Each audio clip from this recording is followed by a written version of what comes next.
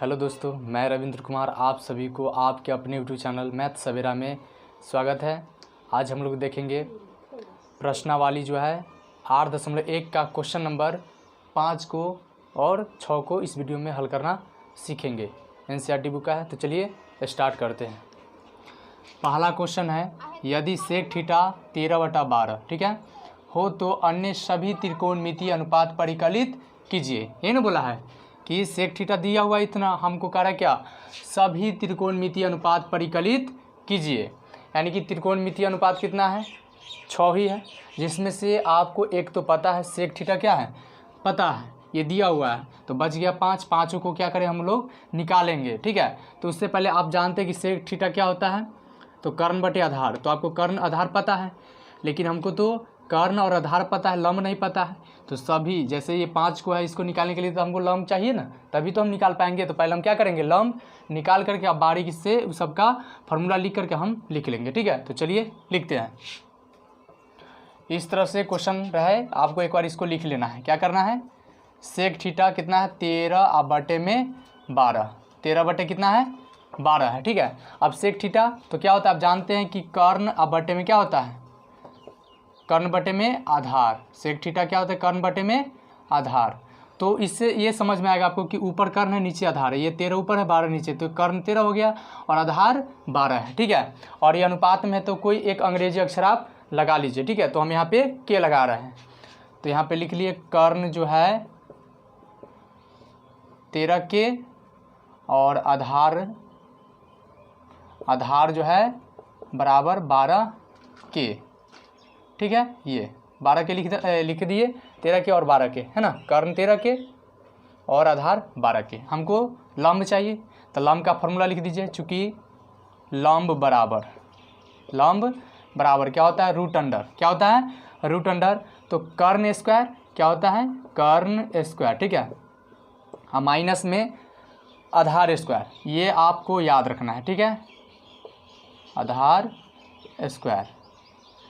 देखिए यहाँ पे कर्ण कितना है, 13 के है, कर्ण कितना है, 13 के, तो 13 के यहाँ पे रखिए, स्क्वायर माइनस आधार क्या है, 12 के, आधार क्या है, 12 के, तो 12 के और इसका स्क्वायर। अब यहाँ पे वर्ग है ना, स्क्वायर है, तो वर्ग करिए, 13 का कितना होगा, 169, और के है तो के स्क्वायर माइनस यहाँ पे 12 है, 12 का वर्ग 144 और के है तो के स्क्वायर। ठीक है, उसके बाद देखिए 169 के स्क्वायर और माइनस 144 के स्क्वायर, तो ये माइनस में है ना, ये प्लस में, तो घटा लीजिए आप, तो इसमें से घटाइए तो आपको 25 के स्क्वायर है ना। 169 में से 144 घटाइएगा तो यानी 25 और के स्क्वायर के, तो ये के स्क्वायर, यानी कि इतना के स्क्वायर में से इतना के स्क्वायर घटाए तो इतना, यानी कि 25 के स्क्वायर बच गया। ठीक है, अब 25 का वर्गमूल क्या होगा, तो 5, 25 का वर्गमूल 5 और के स्क्वायर का वर्गमूल के। मेरे पास क्या निकल गया, लंब निकल गया। ठीक है, देखिए कर्ण आधार लंब तीनों पता हो गया। अब सभी त्रिकोणमितीय अनुपात बोला है, यानी कि इसके छोड़ करके 5 ही है, पाँचों का हम लोग फार्मूला लिखेंगे और इस तीनों की सहायता से हम लोग उसको लिखेंगे। तो पहला आता है क्या, साइन थीटा। तो साइन थीटा क्या होता है, लंब बटे में कर्ण। हाँ, क्या होता है, लंब बटे में कर्ण होता है। तो देखिए आप यहाँ पे लिख सकते हैं, लंब का मान क्या है, लंब 5 के है। ठीक है, तो यहाँ पे 5 के लिख दीजिए, और कर्ण आपके पास कितना है, 13 के है, तो यहाँ पे आप लिखिए 13 के। ठीक है, यानी कि देखिए लंब था 5 के और कर्ण कितना है, 13 के, 5 के बटा 13 कट जाएगा, तो यानी कितना बचेगा, 5 बटे में 13। ये हमारा किसका निकल गया, साइन थीटा का। ठीक है, उसके बाद जो है कॉस थीटा का निकालते हैं। तो चूँकि कॉस थीटा क्या होता है, कॉस थीटा होता है आधार बटे में कर्ण। क्या होता है, आधार बटे में कर्ण होता है। ठीक है, आधार और बटे में कर्ण, इसका जो है आधार बटे कर्ण। अब देखिए आधार क्या है आपके पास, 12 के है ना, और कर्ण कितना है, 13 के, तो लिखिए 12 के आधार और कर्ण हो गया 13 के से के कैंसिल हो जाएगा, आपके पास बचेगा 12 अब बटा में 13। ये हो गया आपके पास, इसका भी आप निकालिए। देखिए कॉस थीटा भी निकल गया है ना, आधार 12 के और कर्ण जो है 13 के, तो 12 बटा 13। अब आता है क्या, टैन। चूँकि टैन थीटा, तो टैन थीटा क्या होता है, लंब बटे आधार। tan थीटा क्या होता है, लंब बटे आधार। तो आप लंब का फॉर्मूला लिखिए, तो सॉरी tan का, तो लंब बटे आधार, ठीक है, लंब बटे आधार होता है। लंब देखिए क्या है, 5 के है, आधार क्या है 12 के, तो 5 के और 12 के है, ठीक है। ये देखिए लंब 5 के और आधार 12 के, ठीक है। 5 बटे 12 के से के कट जाएगा, आगे आपके पास 5 बटे में 12। अब कॉट निकालिए, चूँकि कॉट थीटा बराबर होता है आधार बटे में लंब, क्या होता है, आधार बटे में लंब। तो यहाँ पे आप लिखते हैं आधार और बटे में लंब। तो आधार देखिए, आधार आपके पास कितना है, 12 के है ना, आधार 12 के और लंब कितना है 5 के, यानी कि 12 के और बटे में 5 के से के कट जाएगा, 12 बटे 5, 12 और बटा में 5। हम लोग जो है कॉट को भी निकालिए, आधार कॉट होता है आधार बटे लंब। आधार कितना है, आधार है 12 के और लंब है 5 के, ठीक है। तो 12 बटे में 5, उसके बाद आता है देखिए सेक हमको दिया हुआ है तो सेक छोड़ देते हैं, ठीक है। उसके बाद जो है कॉसेक थीटा। तो कॉसेक थीटा क्या होता है, तो यानी कि कर्ण बटे लंब। देखिए ये जो है ऊपर हो जाएगा और नीचे, यानी कि कर्ण बटे लंब होता है। तो कर्ण अब बटे में लंब, तो कर्ण देखिए कर्ण है 13 के, अब बटा में लंब क्या है, लंब है 5 के, तो 5 के लिखिए, के से के कट जाएगा 13 अब बटा में 5।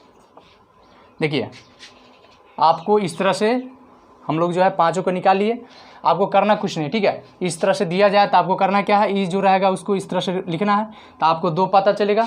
तीसरा जो है फार्मूला साहब तीनों का फार्मूला है ना, उससे आप निकाल सकते हैं लंब कर्ण आधार का तीनों। हमको यहाँ लंब नहीं था, लंब निकालिए, ये लंब आया। जब हम लोगों को पास तीनों जब उपलब्ध हो गया, देखिए कर्ण आधार लंब, तो हमको ये जो 5 बचा इसका फार्मूला लिखेंगे, साइन थीटा लंब बटे कर्ण। लंब जो है 5, कर्ण था यानी क्या 13 के, कट के यानी के कट जाएगा 5 बटा 13, कॉस थीटा आधार बटे कर्ण। तो आधार बटे कर्ण यानी कि आधार क्या है आपके पास, देखिए आधार है 12 के और कर्ण जो है 13 के से के कट जाएगा 12 बटे 13, ठीक है। चलिए उसके बाद tan थीटा लंब बटे आधार, लंब बटे आधार 5 के बटे में 12 के, 5 के बटे 12 के से के कटे 5 बटे 12, कॉट थीटा आधार बटे कर्ण, आधार बटे लंब, आधार बटे लंब। आधार क्या है देखिए, आधार 12 के और जो है लंब है 5 के, तो के से के कटेगा 12 अब बटे में 5। कॉसेक थीटा तो कर्ण बटे लंब, कर्ण है 13 के, कर्ण क्या है 13 के और लंब है 5 के, तो ये के कट जाएगा कैंसिल, 13 बटा 5। तो एक बार इसको अच्छा से आप लोग देख लें, और ये बहुत इंपॉर्टेंट क्वेश्चन है, ठीक है। बोर्ड एग्जाम में भी आता है और साथ में यह कंपटीशन के एग्जाम में भी इस टाइप का क्वेश्चन रहता है। तो अगले क्वेश्चन को हम लोग क्वेश्चन नंबर 6 को देखते हैं। तो क्वेश्चन नंबर 6 को देखते हैं। यदि कह रहा है क्वेश्चन 6 क्या है, देखिए यदि कोण ए और कोण बी न्यून कोण हो, ठीक है, ये है ए और बी न्यून कोण हो, जहां कॉस ए बराबर कॉस बी, तो दिखाइए कि कोण ए और कोण बी बराबर है आपस में, ठीक है, ये दिखाना है हमको। तो इस तरह से जो है आप देखिए यहाँ पे क्या लिखेंगे। पहले तो जो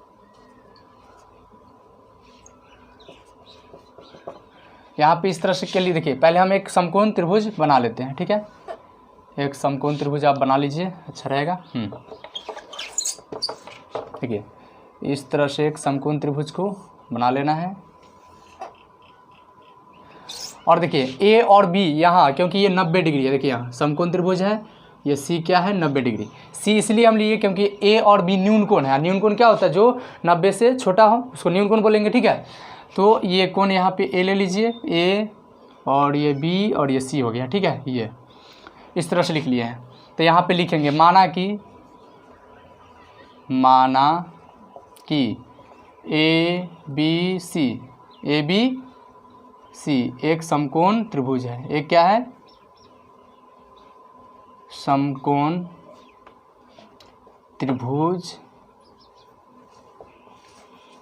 त्रिभुज है, ठीक है, जिसमें देखिए जिसमें कोण सी क्या है 90 डिग्री, जिसमें कोण सी बराबर क्या है 90 डिग्री है, 90 डिग्री। चलिए, और ये जो है कोण ए और ये न्यून कोण दिया गया है, ठीक है। तो यहाँ पे देखिए आपको जो है पहले क्या हमको सिद्ध क्या करना है, कोण ए कोण बी, मतलब कोण ए जो इस कोण के बराबर है ना सिद्ध करना है। तो आप लिख लीजिए, सिद्ध करना है, सिद्ध करना है कि कोण ए बराबर कोण बी, ये कोण इस कोण के बराबर, ये सिद्ध करना है, ठीक है। और क्या दिया हुआ देखिए, जहाँ ये दिया हुआ तो इसको हम लिखते हैं, चूँकि कॉस ए बराबर में कॉस बी है, आप इसको समीकरण 1 मान लीजिए। देखिए ये देल था, इसको यहाँ पे लिख दिए और ये समीकरण 1 मान लिए, ठीक है। अब देखिए आप यहाँ पे देखिए कॉस ए है और कॉस बी, दोनों का हम क्या लिखेंगे, फार्मूला की सहायता से इस त्रिभुज में हम लगाएंगे। तो पहले कॉस ए निकालते हैं, क्या निकालते हैं, चूँकि कॉस ए, तो कॉस ए पहले तो आप जानते हैं कॉस का फार्मूला क्या होता है। देखिए यहाँ पे हम लिख देते हैं, कॉस का फार्मूला होता है एक बार, क्योंकि कॉस है ना, तो कॉस आधार क्या होगा, आधार बटे में कर्ण। देखिए आधार बटे कर्ण। अब यहाँ पे आधार, क्योंकि ये देखिए सी जो है 90 के सामने वाला है, तो हम बोले हैं 90 के सामने वाला क्या होता है, कर्ण। 90 के सामने वाला भुजा क्या होगा, 90 डिग्री की, यानी कि 90 डिग्री के सामने वाला भुजा क्या होता है, कर्ण। तो ये कर्ण है, ये भी क्या है, कर्ण है। और यहाँ पे कॉस ए बोला है, तब देखिए यहाँ पे इस कोण पर बन रहा है ना, ये यहाँ ए है, तो ए के लिए जिस पर बनता है ये एंगल वो क्या होता है, आधार होता है। और इसके सामने वाला क्या होता है, लंब। तो ये आधार रहा और ये तो कर्ण है, 90 के सामने वाला कर्ण है। तो आधार मेरे पास कौन है, ए सी है। देखिए इसके अकॉर्डिंग ए है ना, है ए यहाँ बन रहा है, जिस पर बनता है वो क्या होता है, आधार। तो आप लिखिए कॉस ए बराबर आधार बटे कर्ण, तो आधार ए सी है, आप लिखिए ए सी। देखिए ए सी अब बटे में कर्ण, तो कर्ण क्या है, ए बी, ठीक है, ये लिखा गया। उसके बाद आप लिख लीजिए कदी कॉस बी निकालिए, क्या निकालिए, कॉस बी निकाल लीजिए। तो यहाँ पे कॉस बी, फार्मूला तो होता है आधार बटे कर्ण, ठीक है।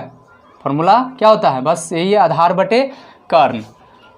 फार्मूला जो है आधार बटे कर्ण होता है, फार्मूला तो सेम है।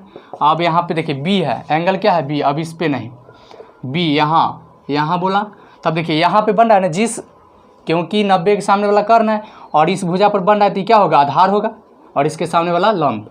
मतलब एंगल बदलने से ये जो है लंब आधार बदलता है, तो ये अभी क्या हो गया, ये आधार हो गया, इस पर बन रहा है आधार और ये कर्ण तो है। तो अभी इसका लिखेगा तो आधार बटे कर्ण, आधार बी सी, आधार क्या होगा, बी सी अब बटे में, देखिए आधार हो गया बी सी, अब बटे में कर्ण क्या है, ए बी, कर्ण है ए बी, ये लिख दिए। अब क्या करेंगे, देखिए यहाँ से कॉस ए और कॉस बी का मान समीकरण 1 में रखेंगे, ठीक है। यानी कि कॉस ए और कॉस बी का मान समीकरण 1 में रखेंगे। तो अभी इसका मेरा काम नहीं है, इसको हम क्या करते हैं, मिटा देते हैं, ठीक है, और इसको आगे सॉल्व करते हैं।